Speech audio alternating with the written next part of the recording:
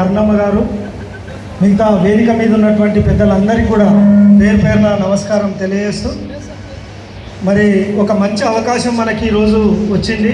ఇక్కడ సీఎం సంబంధించినటువంటి అసెంబ్లీ అయినా కూడా మనము పెద్ద ఎత్తున కష్టపడి వారి యొక్క మెజార్టీని ఏదైతే వాళ్ళు అనుకున్నారో కాంగ్రెస్ వాళ్ళు వాళ్ళ మెజార్టీని తగ్గించి ఈరోజు గెలుపుకు మనం కూడా ఒక కారణమైనటువంటి విషయం మనందరికీ తెలిసిందే. కాబట్టి ఈ పాలమూరు గడ్డ మీద ఉన్నటువంటి అనేక సమస్యలు ఏవైతే నీటి సమస్యలు ఉన్నాయో, ఆ సమస్యలు ఏవైతే ఉన్నాయో, ఏ సమస్యల కొరకైతే గత అనేక సంవత్సరాలుగా భారతీయ జనతా పార్టీగా మనం పోరాడుతున్నామో ఆ సమస్యలను పరిష్కరించుటకు మన పెద్దలు ఈరోజు ఎంపీగా ఉన్నందుకు మనమందరం కూడా కష్టపడాల్సినటువంటి అవసరం ఉంది.